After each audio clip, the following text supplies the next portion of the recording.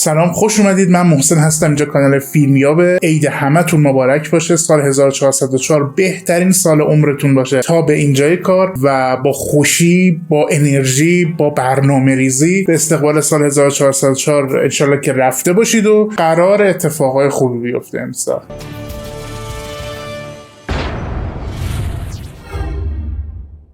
سریالی که شاید ما رو به اوضاع احوال همین امروز هم یه جورایی مربوط میکنه. در زمان اتفاق میفته که اوضاع مردم خیلی خرابه و اصطلاحاً از نظر اقتصادی قمر در عقرب. زمیندارهایی که در اصطلاح زمین ندارن به خاطر دادن مالیات‌های بیجا به دلیل فشار دولت، به دلیل فسادی که وجود داره، طبقه کارگر به شکل معجزه‌آسایی یک رهبری پیدا میکنند که اون رهبر اسمش گل نکته. اما متاسفانه این انقلاب به نتیجه نمیرسه، به خاطر اینکه کشتار مردم به حد وسیعی اتفاق میفته. پادشاه برای توجیه این قتل عام به بزرگترین بهانه متوسل میشه که این مردم خودشون عامل سقوط کشورن. چطور؟ به خاطر اینکه دارن با بیگانگان، با کسانی که دلشون به حال کشور نمیسوزه دست به یکی میکنن. اسمش انقلاب دهقانی دونگاکه، مربوط به دهه 1890. خیلی هم دور نیست، حدود 1900 اواخر دوره چوسان. در 1894 دو برادر ناتنی خودشون رو در طرف مقابل و مخالف درگیری میبینن. البته توجه بیش از حد به خانواده ما را نباید از اتفاقات عجیب و جنگ بین مردم و قدرتمندان و چیزی شبیه وقایع انقلاب خودمون غافل بکن. نظیر وقایع این سریال رو بهتون قول میدم در هیچ سریال تاریخی کره دیگه این پیدا نمی‌کنید. هر کسی سریال رو میبینه دلش میخواد درباره فداکاری مردم کره در اون زمان و همینطور هجوم ژاپنی‌ها در اون موقعی که داشته استارت حمله ژاپن و همینطور اشغال کشور کره توسط ژاپن میخورده، دلش میخواد درباره این انقلاب کارگری دانگاک بیشتر بدونه. آیا مردم کره کشورشون رو با چنگ و دندون رسوندن به این نقطه‌ای که الان هست؟ به نظر من جواب سفیر کره در ایران 100% مثبت. یک شاخه بود در دستم سر روحت، بنشستم از پنجره منو دیدی مثل گلخا هم دیدی اسم دیگه سریال گل مونگبینه و دلیل نفوذ تیم سازنده بازیگران مطرح زیادی که در شش اژدهای پرنده و جونگ دو جون حضور داشتن دعوت شدن. اما ایرادی که ما ایرانی ها متوجه نمیشیم تغییر لهجه مردم جونجو به لهجه جیونام داخل سریال هست. جالبه که ژنرال نوکتو که شخصیت تاریخ است به این دلیل این نام رو یدک میکشته که به نسبت مردم کره در زمان قدیم قد کوتاه و لاغر بوده. اما لیمونستیک نقش بجون رو به عهده میگیره که همون ژنرال نوکتوی ما قد بلند و چاقه، اما به دلیل مهارت بازیگریش اون نوک پیکان انتقادات به سمتش روانه نمیشه. تا حدی تاریخی به این شکل مورد تحریف قرار میگیره که نیروهای اصلی که ژنرال نوکتو و رفقا با آنها مبارزه میکنند نیروهای گردان 19 پیاده ژاپن هستند، ولی در تاریخ نقش نیروهای دولتی وقت کره که در فساد غرق بودند کمتر نبوده. فضای حاکم بسیار سنگینه و در سخت‌ترین دوره قبل از استعمار ژاپن میگذره. تنها نقطه ضعف سریال پایان بندی اون برای مردم کره و نه برای دیگران بوده، چون دقیقاً منطبق بر تاریخ و ذهنیت از قبل آموخته شده کره هاست و فضای جدید ملودرام یا غیر تراژیکی خلق نمیکنه. قبلا هم گفته بودم خود کره ها اکثرا اهل مطالعه‌اند، بیشتر مردم دنیا هستن. ما سرانه مطالعه‌مون خیلی پایینه، واقعا مهران مدیری راست میگه و برای همین وقت این سریال پخش شده گفتن خب ما اینو که میدونستیم، پایان سریال رو میدونستیم، خیلی جالب نبود و میتونم مقایسهش بکنم با پایان سریال جیران خودمون تا حدی که اونم خیلی پایان بندی افتان خیزانی داره. به هر حال منتقدان حرفه‌ای سینما و تلویزیون کل سریال و حتی پایان اون را تحسین کردن. در میان دراماهای معروف این سریال بین مرد اسلحه به دست در چوسان 1876 و مستر سانشاین 1905 قرار میگیره، چرا که خودش وقایع 1890 تا 1900 رو به تصویر میاره و نشون میده. همونطور که اشاره شد تیم سازنده یکی از کارگردان‌های سریال بسیار محبوب شش اژدهای پرنده است. از یکی از کارگردان‌ها سریال The First Responder 2022 ترکونده در 2 فصل و دومین کارگردان در سال 2024 خانواده به وسیله انتخاب را تولید کرد.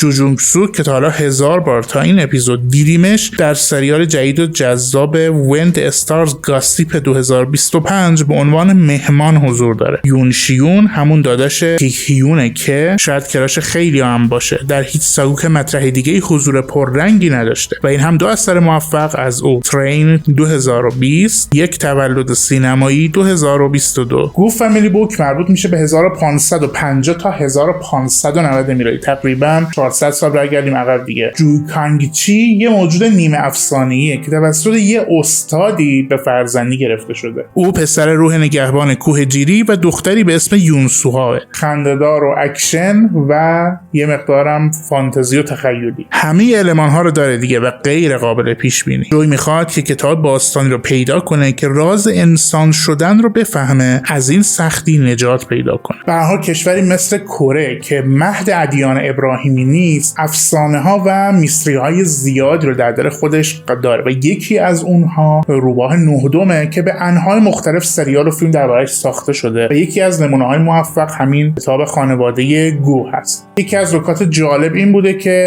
برای متوجه شدن اینکه بفهمن طرف مقابل زنه، داخل سریال دست میزنه به سینه‌هاش که جنجال زیادی به پا میکنه. موسیقی‌های پس زمینه جزء پرطرفدارها در زمان خودش بوده، به خصوص آهنگ You're the One.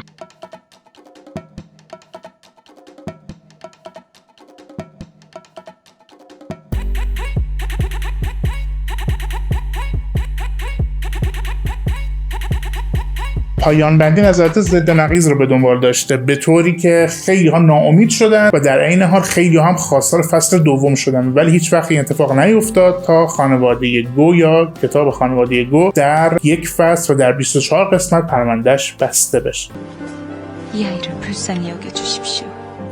평범한 사람들 속에서 온전한 사람의 아이로 자라게 해주십시오. تاریخ دقیق سریال با توجه به شخصیت حدود 1 سال قبل از جنگ اینجین 1591 متصوره، ولی خب متخصصان این دراما رو در طبقه بندی سریال‌های تاریخی اصلا نمی‌گنجونن. ولی با این حال 8 جایزه و کسب امتیاز 7.9 در IMDb باعث شد که خیلی ها این سریال رو دنبال کنن. این سریال 2 تا کارگردان داره که هر دوتاشون کمکارن. 2 اثر عالی دیگه از اونها در ادامه: یک اودیسه کره‌ای 2017، باغ مخفی 2010. بازیگران این مجموعه قول دادن اگر این سریال خیلی پرطرفدار بشه از این کارا معمولا میکنن، بعضی وقتا برای معروفیت خودشون یا برای معروفیت سریال، که اگر سریال بشه برن سراغ یه سری رقصای خاص و از این شبکه‌هایی که رقصای سکسی اینا انجام میدن برن اون کارا رو بکنن و اینها، که در نهایت درصد بینندگان از اون چیزی که اونها اعلام کرده بودن بیشتر نمیشه.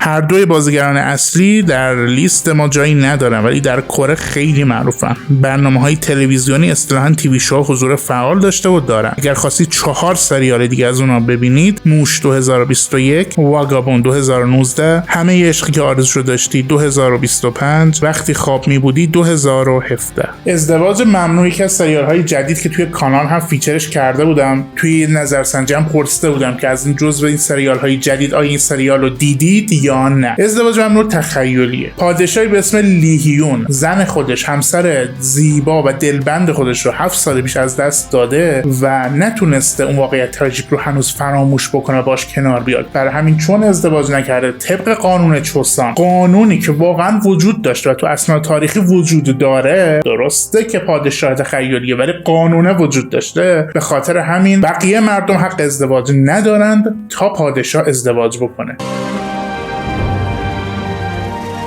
예전에 혼이 날 뻔했던 적 있어? حکم ممنوعیت ازدواج وجود داره و اگر کسی این کار انجام بده حتما به عنوان خائن به کشور و به عنوان کسی که باید مجازات بشه در نظر گرفته میشه. به هر حال این سریال کمدی باعث شده که پسر و دخترای کره‌ای، یعنی همون چوسانی، خونشون به جوش بیاد دیگه. کم آوردن چون 7 سال ازدواج نکردن. کسایی بودن که حتی ممکنه شب ازدواجشون گفتن حکم اعلام شده و 7 سال منتظرن که حکم برداشته بشه و این وسط حتما این اتفاق میفته. ولی چجوری؟ این سریال رو ببینید. 아니, در زمان فیلم برداری هم چون در دوره کرونا بوده یکی از عوامل کرونا میگیره که برای مدتی فیلم برداری متوقف میشه. من لازم میدونم هر از گاهی راجع به این دوره کرونا حتما اگر نکته‌ای وجود داره توی سریالا بگم، چون دوره بسیار مهمی تو زندگی همه ما مردمی هست که الان داریم زندگی میکنیم. این سریال از محبوبیت زیادی در یوتیوب برخوردار بود. حتی هندی ها هم براش سر و دست شکونده بودند و اشک ریخته بودند. اندونزی ها هم همینطور. و این نشونه محبوبیت شوه وقتی داخل یوتیوب براش محتوای زیادی وجود داره. در زمان اکران سریال انقدر سریال آماده پخش بوده که قرعه کشی میکنن و متاسفانه قرعه به نام ازدواج ممنوع نمیفته. برای همین هم هست که جزو سریال های جدید امروزه ما محسوب میشه. ولی خب بعد که پخش میشه همه میفهمن که چه جواهری رو از دست دادن. پارک سانگ-وو کارگردان این کار 3 اثر دیگه بیشتر نداره. خیلی عجیبه. یکی از اونا خیلی جنجالی شد چون فلسطین و اسرائیل رو آورده جلو چشمشون. اسم سریال وقتی تلفن زنگ میخوره 2024. بریم سراغ دختر 28 ساله ازدواج ممنوع که هیجان و لبخندش مثال زدنیه. پارک جو هیون با اینکه تازه 30 ساله شده در 6 فیلم و 9 سریال بوده. از او ببینید: میراث تاریک، دارک لگسی 2025 و لاب آل پلی 2022. برعکس بازیگر خانم و کارگردان سیاهه لیست یونگ دایه اجازه هیچ حرف و حدیث رو به هیچ کس نمیده. وقتی به اون سیاه نگاه کردم هیچ کدوم از اسمها برام آشنا نبود که بخواد تاریخی باشه، ولی چند تاشون تا همین الان توی کانال معرفی کردم، مثل توی فوق‌العاده. جدیدترین سریالش هم نو گین نو لاو با بیش از 43,000 رأی امتیاز 8.3 رو در MDL به خودش اختصاص داده.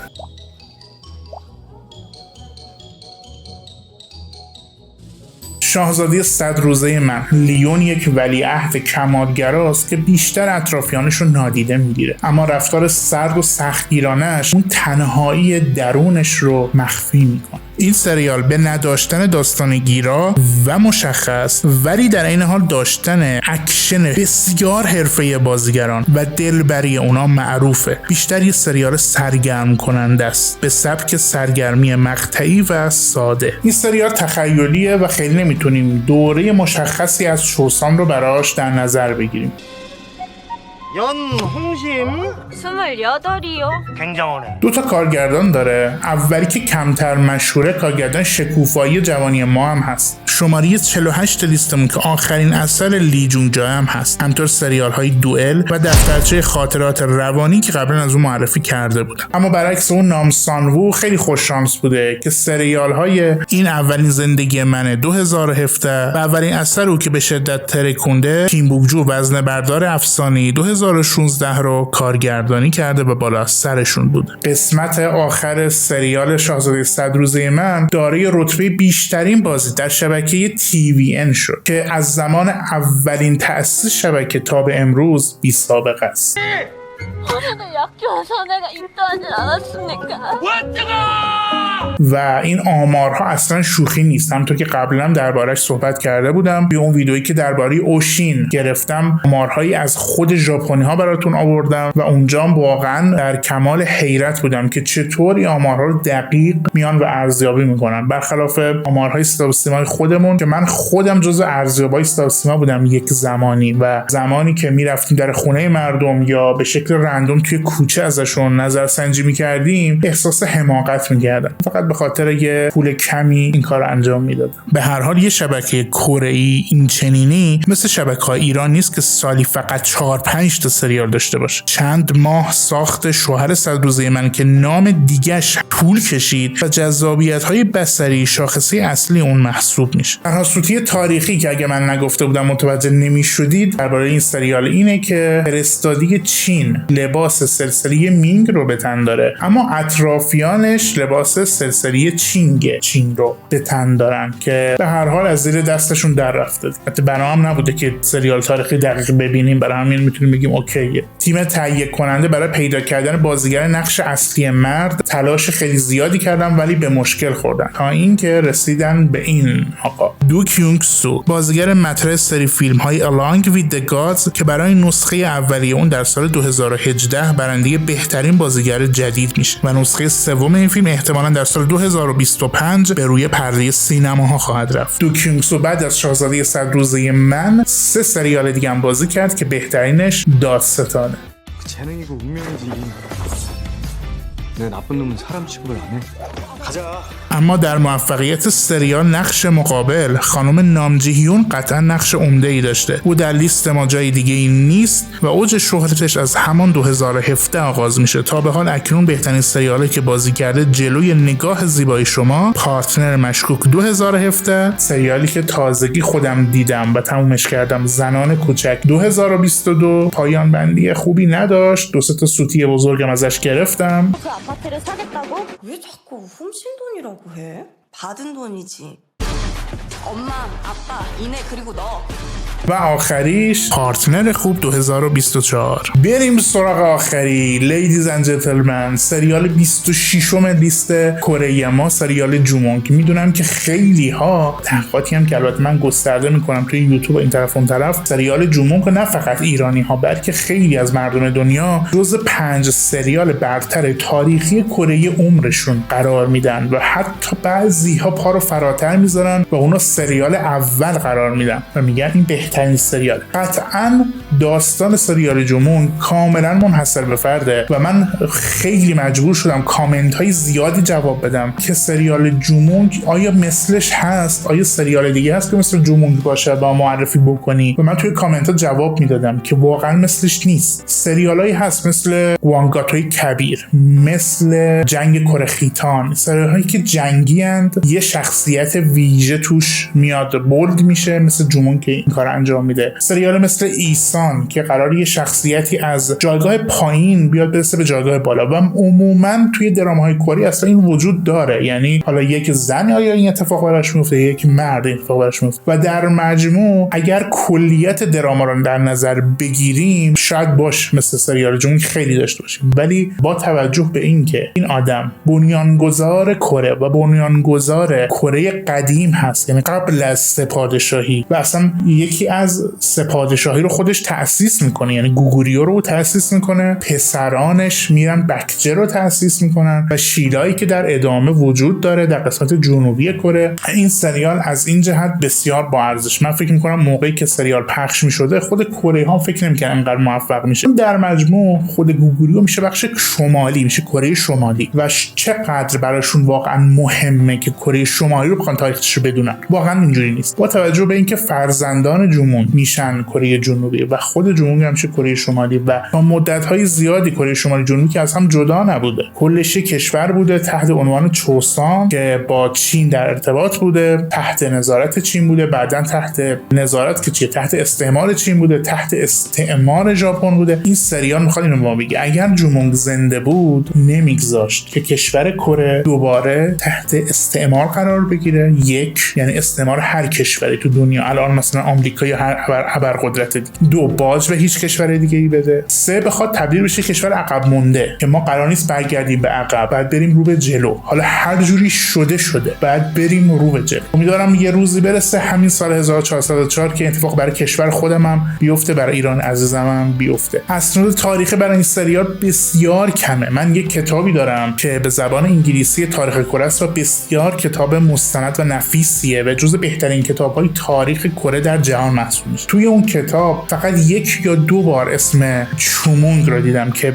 با چه هم به انگلیسی نوشته، یعنی CH، اشاره کرده به این که پسران جومونگ احتمالاً تازه نه 100% بکجه رو تأسیس کردن. مردم کره جنوبی در اصل ریشهشون برای اولین بار از خود چین اومده و از بویو یا باز به اصطلاح پویو اومده که خود پویو هم ریشه در چین داره. این مانع از این نیست که بگیم اینها یک کشورهای جدا هستند، مثل اینکه الان بگیم ایران و آلمان یک کشورن کاملا با هم دیگه، چون همه نژاد آریایی هستیم پس ما آلمانیم اونا هم ایران. هیچ وقت نمیتونن چیزی بگیم. حالا یه زمانی این اتفاق افتاده و همه آریایی بودن که بود، همونشو داره. الان چیه؟ در حال خیلی از منابع کره‌ای که درباره جومونگ وجود داره اینها بازآفرینی شدن در حدود سال 1200 میلادی. سامگوکساکی و چند تا منبع مهم کره که احتمالاً اسمشون به گوشتون آشناست، خود این کتاب‌هایی که بازآفرینی شدن به تاریخ شفاهی و به کتاب‌های کتبی استناد میکنن که خود اون کتاب‌ها الان وجود ندارند و برای همین با 100% نمیتونیم بگیم که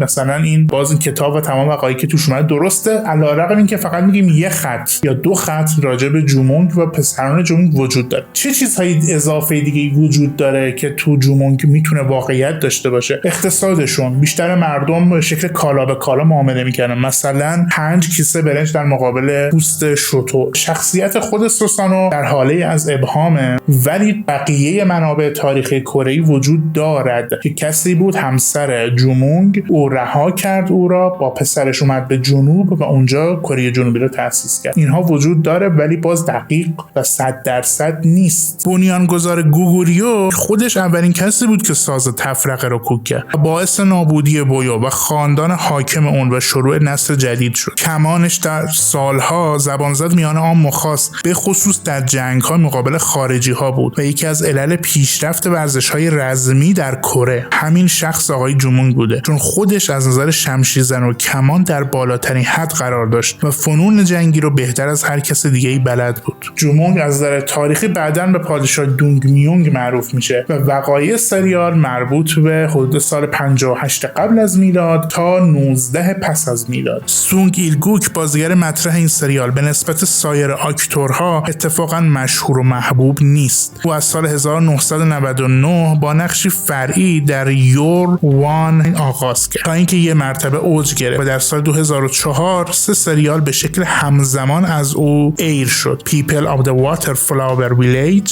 Terms of Endearment و امپراتور دریا. بازی منحصر به فرد و چهره خاص او در همین امپراتور دریا و اون آرامش خاص چهرهش و اون وقاری که داشت باعث شد که تهیه کننده ها و کارگردان های جومونگ به سراغش بره. با دیدن پشت صحنه سریال و مصاحبه با عوامل اون از جمله بازیگران متوجه میشیم که تقریبا هیچ کدوم فکر نمی‌کردن که این تیوی دراما در جاهای دیگه غیر از خود کره هم بازدید خوبی بگیره و این حجم از محبوبیت برای خودشون هم عجیب بوده. جومونگ ما سانگ ایل گوک بعدها در امپراتور بادها و همینطور در سریال جان یوشیر به عرصه سریال‌های تاریخی برمیگرده در سال 2016. در حال سانگ ایل گوک مهمان برنامه‌های تلویزیونی بوده. در کل سانگ ایل گوک به دلیل سابقه خانوادگی نوه ژنرال معروف کره کیم جواجین بودنش که در جنبش استقلال کره نقش داشته و پسر بازیگر و نماینده کره کیم گودونگ بودنش و همین بازی در نقش جومونگ قداست ویژه‌ای هم داره و دیگه شاید کمتر بهش کار سپرده شد که اون چهره ویژه در هم شکسته نشه. او در سال 2008 مشعل المپیک رو حمل کرد در حالی که نایب رئیس ورزش‌های سگانه رزمی کره هم بود. در سال 2009 ایالت هاوایی آمریکا روز 21 مارس رو به عنوان روز سانگ ایل گوک نامگذاری کرد.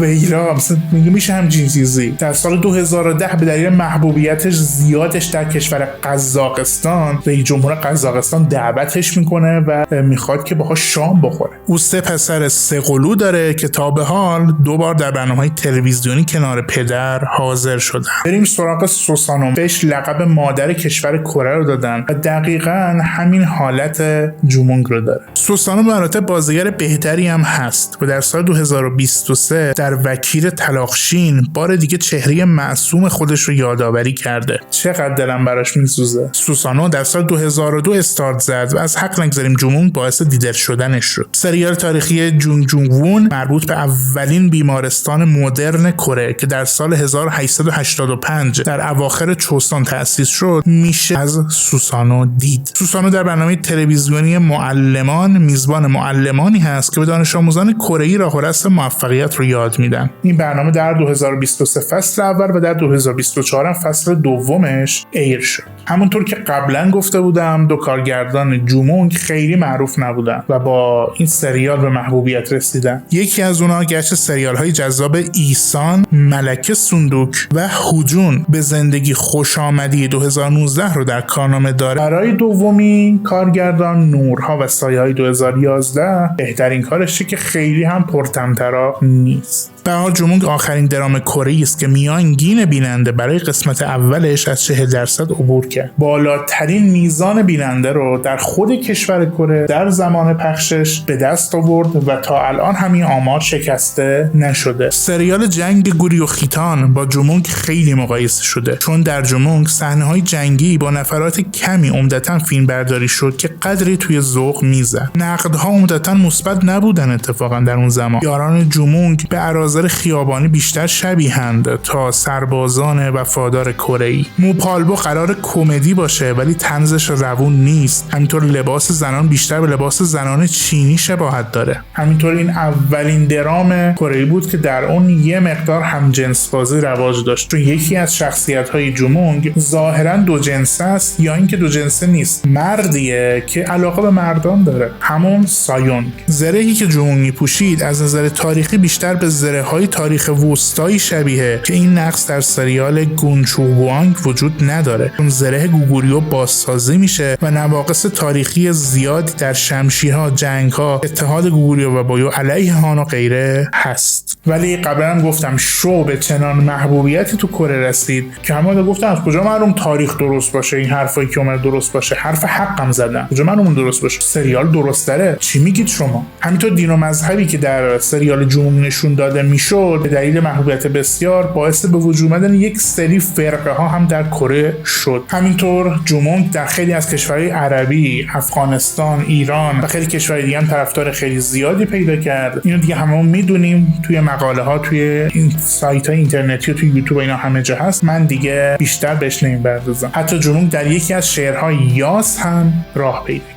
خب تا یاس درباره ما نیومده آهنگ بسازه، بهتره زودتر باهاتون خداحافظی بکنم تا ویدیوی بعدی. دوستتون دارم، منتظر ویدیوی بعدی باشید. لطفاً حمایت بکنید.